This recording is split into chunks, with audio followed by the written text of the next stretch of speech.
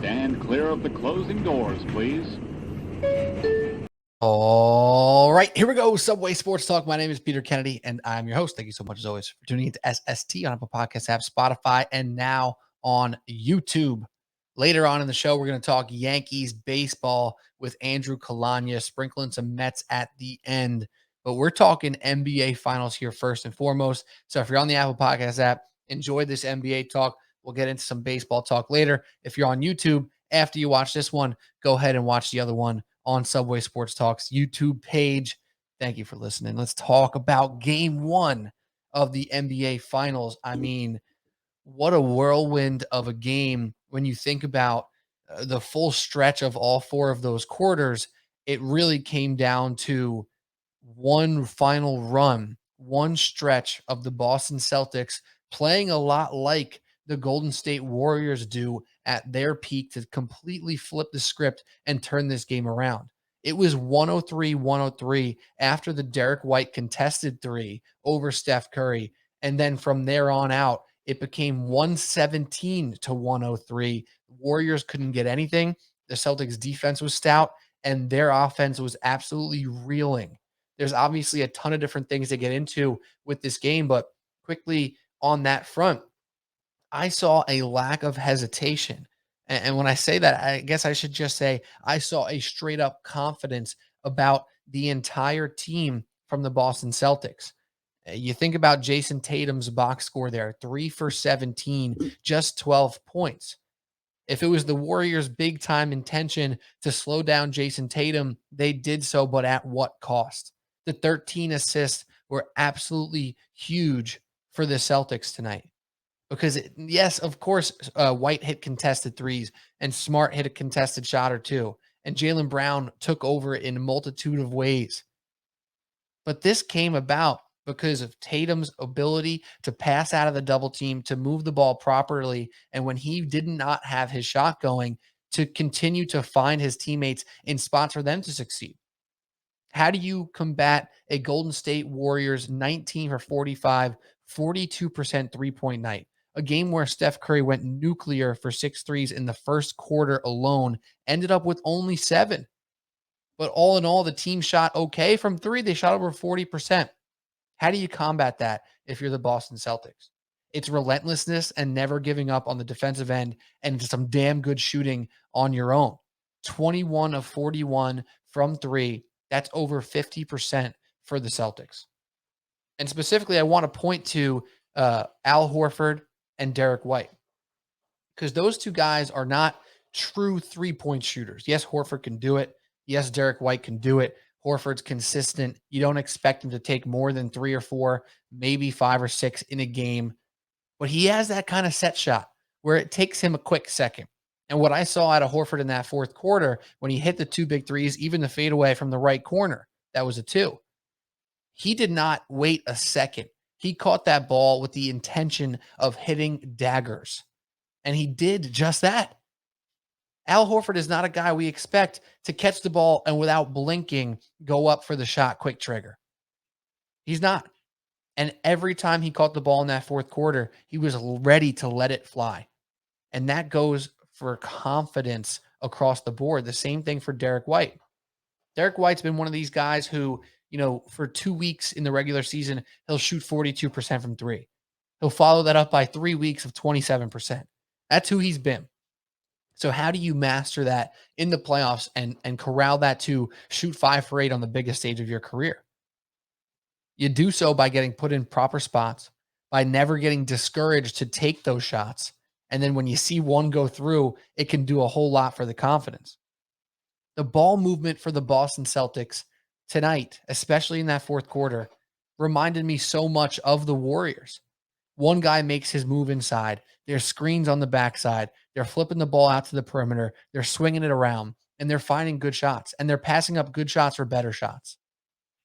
I don't want to say that this is going to be now the case for the rest of the series, because I don't think that's true. I'm not going to take away my prediction, which I didn't make public because I haven't done an episode in a minute here. My prediction was Warriors in 7. I'm going to stick with that. The series is early, but the Celtics did a job tonight that has very seldom been done in the NBA Finals. I just saw on SportsCenter with Scott Van Pelt before, only 3 times, including this game here, did game 1 go to the road team in the last 20 NBA finals. It was the Spurs in 2013 who lost in 7 to Miami, and it's the 04 Pistons who beat the Lakers when they beat them on the road in game 1. That is not nothing. That is special. When you can now be 8-2 on the road in the NBA playoffs and go into Golden State, a tested core led by a Steph Curry performance that literally rained down on you in the first half, and you just consistently come back, come back, come back. That is nothing to take lightly. Now, does that mean game 2 will be exactly like this? No. But the Warriors are known for going ahead in a third quarter and never looking back. And that's exactly how this game looked like until the midway point, or give or take, in the fourth quarter. I mean, I was recording the Yankees portion of the podcast during halftime, and then I finished the Yankees portion going towards the end of the third quarter. I went back and watched it. Third quarter was as expected. Warriors took over. They had their 10-point lead. Then they maintained. They didn't quite put that dagger in where they went up 18. They went up 22 because the Celtics were relentless. And if you think back all the way to, I don't know, halfway through the season when the Celtics turned it around, and it wasn't just, oh, they're on a little run. They're a good team. When you started to realize the Celtics were better than just a good team and they were perhaps a true contender, no one expected it to maintain. And then it did. And not only that, they've gotten better and better and more comfortable in their own skin. And that falls on Jayson Tatum. And that's why he gets credit in my eyes here, despite the 3 for 17 performance. Because as much as it is important for the best player on a team to carry that offensive load, it's just as important to keep your teammates involved and to know when and how to give it up. I would say that a 13 assist performance for Jayson Tatum in game 1 of his NBA Finals career is just as impressive as him dropping 30 with 4 assists. Because you expect him to hit shots. You know he will hit shots. He's had games in this postseason where he has had 3 for 17s, where he's had 10 points, 12 points in the playoffs this year, right? But this one was different. This one was well-rounded. This was one of those performances where you see the complete, full package of an NBA superstar. So yeah, maybe if the Warriors held on and that fourth quarter explosion doesn't quite take place for the Celtics, you look at this Jayson Tatum game with disappointment. But when the shot's not falling and the shots aren't being found easy, right? Because there was tough shots that he wasn't making, the shots that he can make and will make. When that's not dropping, what are you going to do? You going to just defer? You going to just give it up to Derrick White and Marcus Smart and Jaylen Brown and say, hey, I ain't got it. You got to create. You got to do it yourself. It's not what he did. He took those double teams, made the right passes. He got into the lane when he can and made the right passes. Shots weren't there. What else was? Everything. And that's just impressive to me as scoring 30 in the NBA Finals when you don't have the shot. It's kind of like a pitcher, to use a cross-sport reference here, right? How many times have you heard, oh, that pitcher didn't have his best stuff, but he battled? You know, his fastball wasn't sitting where it normally does. The curveball didn't break like it normally does. The command wasn't quite there, but he battled. He never gave up an at-bat. He never didn't trust his teammates behind him or next to him. That's what I saw from Tatum today. And yeah, if the outcome's different, we're going to sit here and say, oh, Tatum didn't show up. He couldn't score in the playoffs. The spotlight's on him. Granted, because they won, we're not going to say that. You're going to do what I'm doing and praise the man, but he's going to get left off this a little bit here. It's going to be about Al Horford and his experience and being the savvy vet that he is. It's going to be about Marcus Smart battling through an injury, not playing for a lot of the game, coming in, hitting big shots. It's going to be about Derrick White, post having a kid, shooting the lights out, a la Fred VanVleet in 2019. It's going to be about the Jaylen Brown takeover. It's going to be about Coach Ime Udoka. And Jayson Tatum will get left to the side a bit. I'm telling you right now, The shots will fall for Jayson Tatum. His stuff will come back. He will be painted 95 on the black at some point in game 2 and game 3. He'll hit the contested threes, the turnarounds from the elbow. But now, with this other weapon in his arsenal of facilitating at the right moments, putting the ball in his teammates' hands in places to succeed, that's how they reach their peak. That's how you take the Warriors' famous third quarter runs and shut it down in the fourth and keep it close, just close enough to strike back. I was awfully impressed. I was. I truly, truly was. So the Celtics, great game for them. They're feeling great, staying in Golden State for game 2, basically stealing home court advantage already. However, what does that mean? The Celtics lost games at home against the Bucks. They lost game at home against the Miami Heat. It doesn't mean the Warriors can't go in game 3 and game 4 and steal 1 or 2 themselves. But obviously, they're in a position of power now. What do they do to answer? My initial inclination is to go Warriors game 2. Do I feel incredibly confident with the way this Boston Celtics team defended for 4 quarters? And when I say defended for 4 quarters, I mean really the fourth quarter, right? Because they didn't defend that well in the first quarter, especially the third quarter. On the Warriors front, though, what were some of the issues going in? Was Draymond Green going to be able to be aggressive and efficient offensively? He was not tonight. Is Klay Thompson going to get comfortable enough to be the knockdown guy? He looked like he was at certain points, but there's still a little bit missing from Klay Thompson. And then what I need to see is I need to see Jordan Poole unleashed. I think what Steve Kerr has to do is to draw some things in Jordan Poole's direction. You need to specifically give this guy a couple opportunities to succeed. Because then when you give him that, he can take it and run. And with Steph Curry's 34 points and a team shooting over 40% from 3, that should be enough. But without a true number 2 punch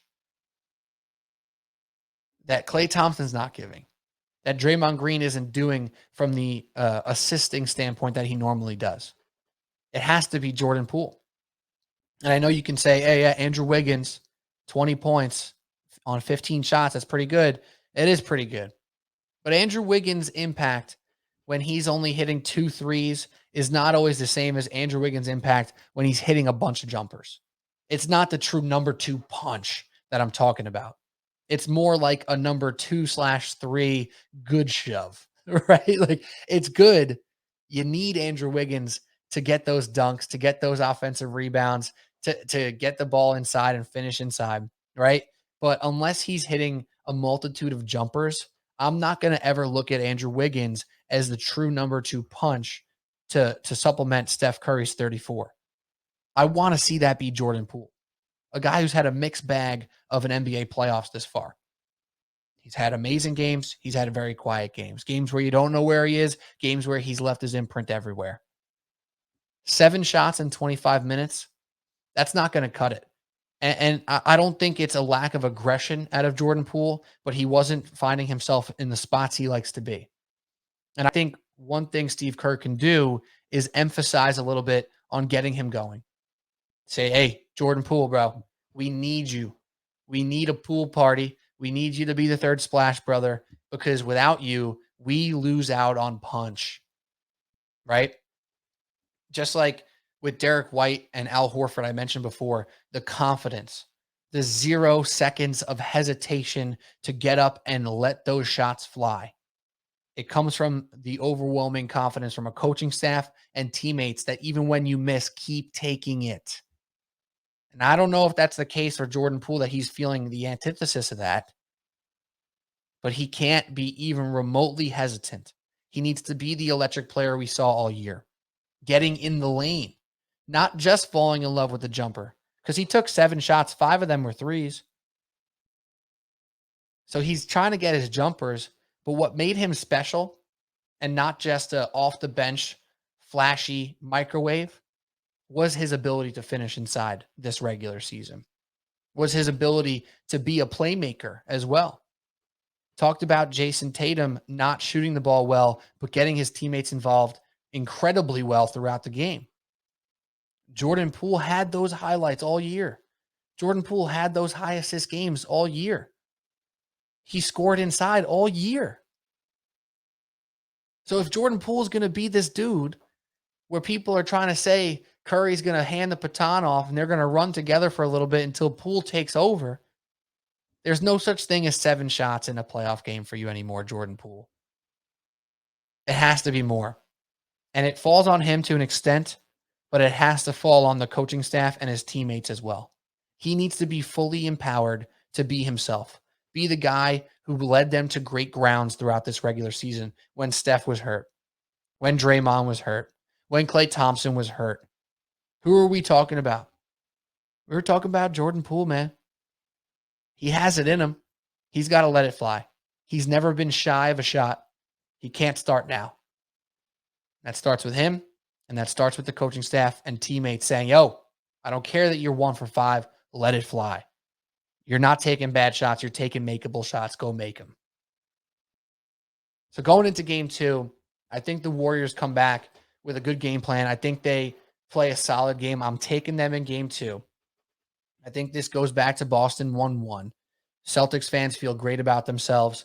Warriors fans have a little momentum with a chance to even it back out in Boston. This is the makings of a good series now. You know, if the Warriors win by 25 here, we say, all right, it's game 1. The Celtics are going to play better in game 2. No, you know, it's not a series until someone loses at home. Guess what? It's a series. The Warriors lost at home. Now they got to go defend home court, and I need to see more out of Poole. I need to see more out of Draymond. And yeah, you can argue Steph blew a load in the first quarter there, making 6 of his 7 threes in that first quarter. Well, how often have we seen those nuclear quarters from people in the first or second where, oh my God, they got 20 at the half. They're going to get 40 tonight. When you're playing a team like the Boston Celtics with defenders like Smart, Tatum, Derrick White, Al Horford, Grant Williams, Robert Williams, they don't let that happen over and over again. Conversation about Luka Doncic. Do you let him get 30 on his own? Or do you let the other guys try to beat you, right? Like, do you sell out to stop Luka and let Maxi Kleba and et cetera try to beat you? Argument to be had. Warriors handle it with ease, right? But on the Warriors front, do you sell out to stop Steph Curry? Do you not allow him to go for 44 at the extent of letting Klay and Poole and Draymond and Wiggins and Otto Porter, Bielitsa, whoever, try to beat you? It looks like in that second half, that's what the Celtics went for. Hey, Klay, you might get one game where you hit 7, 8, 9 threes. I don't trust that you're going to do it. Draymond, you going to score, bro? You gonna finish inside? Because we're in the passing lanes, man. You got to go to the rim. You got to do something with the ball, not just pass it out. We're not letting that happen. Those are the things that transpired throughout game 1. And we're going to see how the Warriors handle that going into game 2. Is there utmost confidence for the others? Because right now it's Steph Curry and others, right? Draymond's not a scorer. He's a superstar in his own way. Offensively, it's Steph Curry and others right now. And unless Klay, Poole, Wiggins become true number 2s, 1Bs, this series may go Boston's way throughout. Now, I don't expect White and Horford and Smart to shoot like they did throughout the rest of the series. But it may be closer when, Horford comes to earth and White comes to earth, and then Tatum goes back up to 30 a night. You still need number 2 for Golden State. Because this game don't fall on Curry's shoulders, obviously, right? But he needs to help encourage. He needs to help inspire that free-spirited basketball the Warriors play. I know the turnovers become an item where people talk about, they turn it over too much. They've always been like that. At their highest peak and their lowest low, they turn the ball over all the time. I'm not worried about that because usually the reason for their lackluster turnover numbers is because they're playing free and they're hitting big shots and they're letting it fly and making it count. Didn't happen tonight. No splash for the brothers. No punch for their number 2s and number 3s. Because right now it's an others series. Everybody else who's not Steph has to show up. Steph can score 34, as we just saw, and it might not be enough. I'm still going Warriors game 2. I think they even it out. We have a series on our hands. I'm sticking with Warriors in 7. I'm not overreacting to an explosive, impressive, confident fourth quarter for the Boston Celtics. A lot more series to be played, and I'm here to watch it. Hopefully you are too. This has been Subway Sports Talk. My name is Pete Kennedy. Stay tuned on the podcast app for some baseball talk with Andrew Kalania talking Yankees, sprinkle the Mets at the end. And if you're on YouTube, you're right here. You're looking at me. Go click over to our other video, Talking Baseball with Andrew Kalania. You big time Yankees talk and some Mets going into their West Coast trip. Great stuff, as always. Talk to you.